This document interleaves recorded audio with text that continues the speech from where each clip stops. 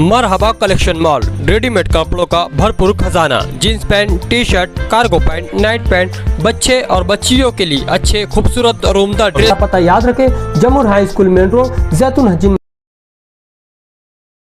इसके लिए हम लोग जो है बैठ कर हम लोग सब सीए लोगों को, हमारी शेख आसिफ साहब की, मुस्तकीम डिग्निटी साहब की, हमारी सबकी मीटिंग हुई। हम लोग ने बैठ के इसके ऊपर चर्चा किए।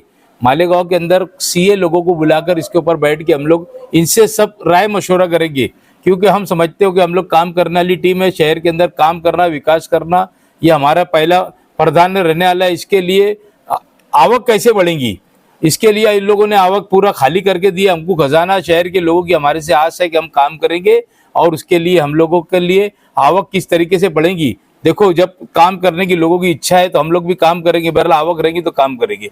लोगों से हम भी अपील करेंगे, भाई आप लोग भी घर पट्टी, पानी पट्टी वगैरह जो भी आपके तरफ बकाया है, स्कूलों के किराए बाकी है, बड़ी बड़ी स्कूलें गवर्नमेंट कॉर्पोरेशन ने जो देकर रखी है, इनको ये किराया भरते नहीं। हम लोग जब्ती की कार्रवाई करेंगे, इसके अंदर कोई कंप्रोमाइज नहीं। शहर अगर चाहता है हमारे से काम लेना, तो हम लोग काम की बुनियाद के ऊपर जो है बिल्कुल सख्त रवैया इख्तियार करने वाले हम लोग इसके ऊपर। सर, मालेगांव की बात की तो 4 प्रभाग आते हैं, 4 प्रभाग में 4 प्रभाग आते हैं, उसमें एक जो प्रभाग है उसकी रिकवरी 1 नंबर पे आती है, बाकी 3 जो प्रभाग है इनकी रिकवरी आती नहीं, ऐसा बोला जाता है, एक चर्चा भी है।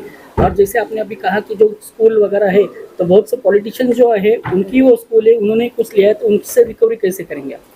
देखो, पहले तो मैं आपके चैनल से भी बोल देना चाहता हूँ, और इसके लिए शेख आसिफ साहब भी बहुत सख्त तो है। हम लोगों ने बैठ के बात करे, सबसे लोगों से मैं यही अपील करूँगा कि सबसे पहले कारपोरेटरों को मैं ये कहूँगा कि अगर आपके पास अतिक्रमण आपका खुद का है तो पहले निकाल लेना, इसमें नो कंप्रोमाइज़। जो मुद्दा कारपोरेशन से लग कर रहेगा, इसके अंदर किसी से कोई कंप्रोमाइज़ नहीं की जाएगी। पैसा कारपोरेशन को आवक रहेंगी तो जावक रहेगी। मैं आपको बोलता हूँ, मैं तो सख्त निर्णय लेने वाला हूँ, किसी की बात सुनने का मामला नहीं रहेगा। पैसा वसूली आएंगी तो हम शहर का काम करेंगे, नहीं तो हम काम कैसे कर पाएंगे। इसके लिए किसी की स्कूल है ये हमको कोई लेना देना नहीं। हमारे लिए कारपोरेशन की आमदनी 1 नंबर के ऊपर है। हम कारपोरेशन की आमदनी के लिए हम लोग ये रहेंगे, कारपोरेशन की आमदनी है तो हम काम करेंगे, उसमें सख्ती बरकरार रखेंगे हम बिल्कुल। 1 नंबर प्रभाग से 5000 लोगों ने घर पट्टी का वो दिन यहाँ पर विषय में आया था कि 5000 लोग तो घर पट्टी बांटी ही नहीं गई है, तो 1 नंबर प्रभाग से कैसा वसूली करेंगे?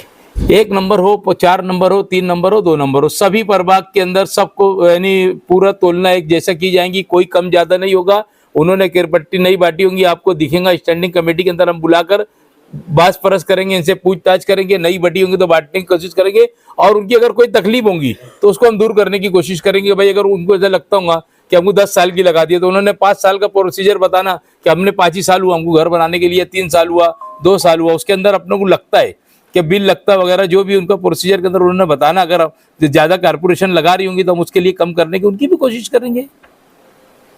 3 नगर सेवक कांग्रेस की स्टैंडिंग कमेटी का एक ही मेंबर और आप चेयरमैन बन गए, क्या बोलते? ये तो देखो शहर के लोगों की दुआ है और अल्लाह के फजल करम से कि हम लोगों ने इलेक्शन लड़ा। कुछ लोगों की ऐसी इच्छा थी कि एजाज बेग साहब अकेले लड़ेंगे तो चुन कर नहीं आएंगे, ये गुमान लोगों का ख़त्म हुआ। यह आप लोगों की चैनल से बात चलती थी, ये गुमान ख़त्म हुआ। उसके बाद हमने नेक नीति से शेख आसिफ साहब का साथ दिया, उनसे हमने बातचीत की थी कि भाई हम लोगों का हम आपके साथ रहेंगे। उन्होंने हमको स्टैंडिंग कमेटी की चेयरमैनशिप देने का वादा किया था, हमने को स्टैंडिंग कमेटी की चेयरमैनशिप दी, और आगे बहुत सारे वादे हैं। वक्त तो आएगा, हम तो आप देखते रहेंगे, हम लोग साथ में मिलजुल के काम करेंगे। आने वाले 5 साल के अंदर आपको शहर के अंदर विकास दिखेगा। पार्टी अगर अलग हुई तो क्या हुआ, मन मिलना चाहिए आदमी के। हमारे अगर मन मिल गए तो हम शहर को कोई दे सकते। Thank you.